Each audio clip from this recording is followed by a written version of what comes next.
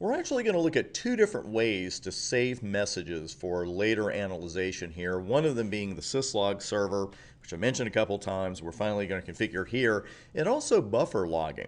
And buffer logging is our one that is actually disabled by default. You see it here in the middle of R1, show logging. And by the way, I did a write erase on this router since the last video, so I just opened a couple of interfaces, but any previous logging commands are gone.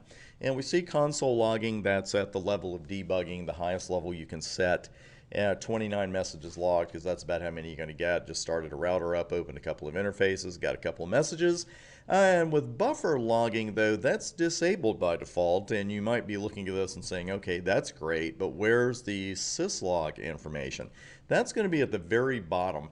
And occasionally with this command, you're going to have to hit the enter key or the space bar to get that last bit of info.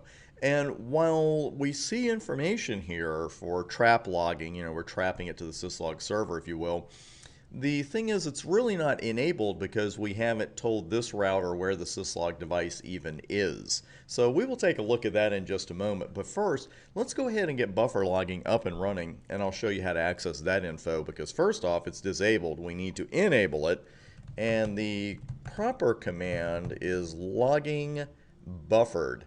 And that's right at the very top. Usually you just see logging buffer. We get tired. We don't want to type those last two letters. But let's go ahead and take a look at the options here. And the vast majority of these look a little familiar. We see first off at the top that you can change the severity level. We'll see the default in just a moment.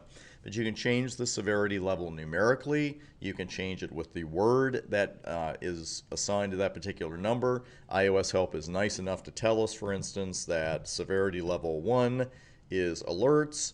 The exam, of course, will not be as kind. So we have those, but we also have something a little bit different here, and that's the logging buffer size. And really, you don't want to go insane setting this to the maximum, because, of course, whatever buffer space you assign here, you're taking buffer space away from other things. So you don't want to make the log as large as possible. We want to be selective, especially in real-world networking, about what we're logging, what we're not, and how large we make buffers. So let's go ahead and just accept the defaults and see what those defaults are with, what else? Show logging.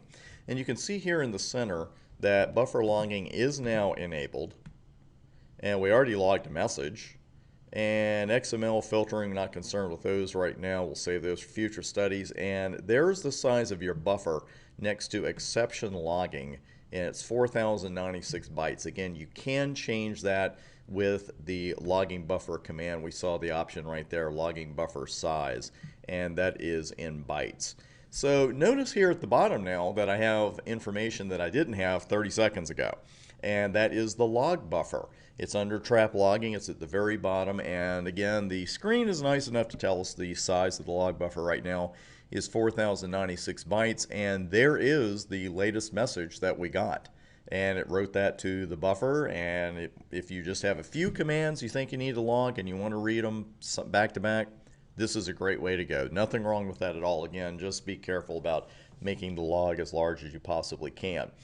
Now, when it comes to the syslog server, though, that's where, of course, we're sending the information to another device. We can access that later, but what we have to do here on the router, of course, is set a couple of commands, and actually there are a couple involved here. Let's go ahead and do logging, and we're going to need a couple of them. The first one is host.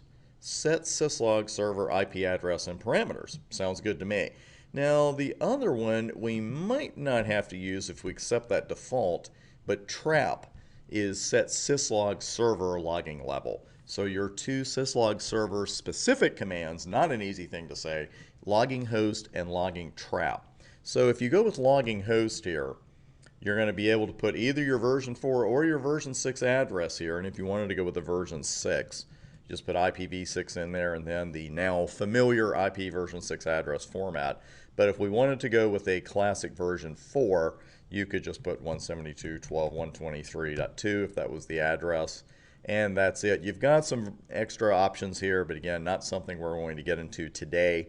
So we'll go ahead and just set that and then run show logging and see what the readout is now. And we got a little message there. We got all kinds of stuff going here. We have a logging host start stop message. We haven't seen one of those before. And logging to host 123.2 port 514 started. And you also see that down here in the buffer. So our buffer is starting to add up as well. And here's your information. Logging to, that's a good UDP port to remember. UDP port 514. The link is up. We've had a couple of lines logged, etc. And it goes forward from there. Now, let's run show logging again. We kind of had a line pop up in the middle there.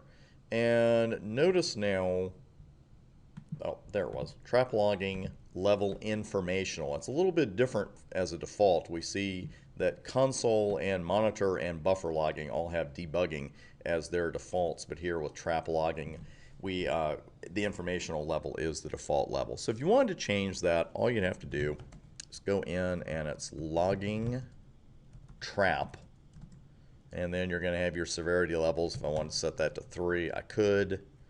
And there's another console message. It's going to show up in our log, and you can see that now we changed the level successfully to errors. Here it's going to give you the word and not the number.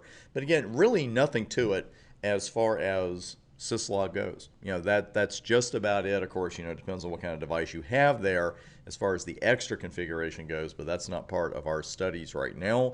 And with buffer logging, you can see the messages starting to add up at the bottom. And you can also see here where fine-tuning it with a numeric level can come in handy.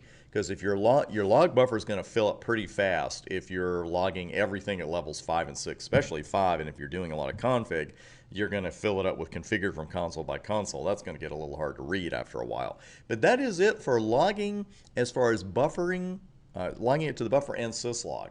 And I got a little choked up there just thinking about the next video because I have a fantastic real-world scenario for you with logging. Probably going to show up on your exam one way or the other, but you'll definitely run into it in the real world, and I want you to know exactly what's going on, and that is coming up next.